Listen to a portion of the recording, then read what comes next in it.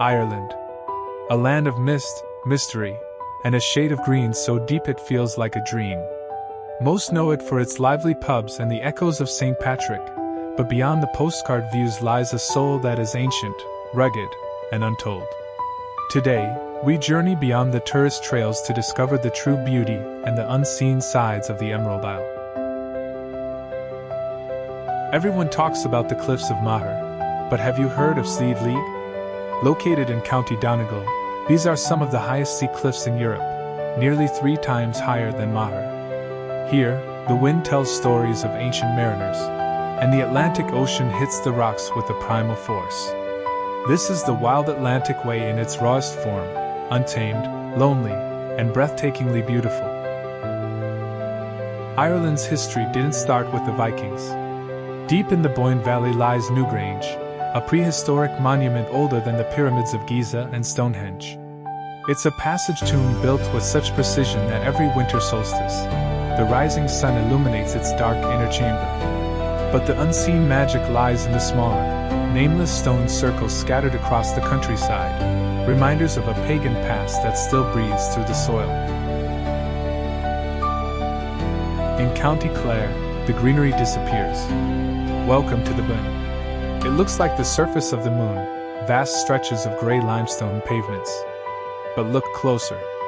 In the cracks of these rocks, Arctic, Alpine, and Mediterranean flowers grow side by side. It is a botanical miracle. It's a silent, stony wilderness that feels like another planet entirely. To truly see Ireland, you must leave the mainland. Rising jaggedly from the sea is Slieve Michael, home to a 6th century monastery perched 600 feet above the waves. It's a place of extreme isolation. Then there are the Aran Islands, where the Irish language, Gaelic, is still the heartbeat of the community. Here, life moves at the pace of a horse-drawn carriage, and the modern world feels 1,000 miles away. The Irish people don't just live on the land, they live with it. To this day, many farmers will not touch a fairy fort or a lone whitethorn tree for fear of upsetting the city, the fairies. It's this unseen spiritual connection, a blend of Catholic faith and ancient folklore, that gives Ireland its haunting atmosphere. Whether it's the dark hedges of Antrim or the quiet glens of Wicklow, you can feel that the veil between this world and the next is very thin here. Ireland is not just a place you see, it's a place you feel.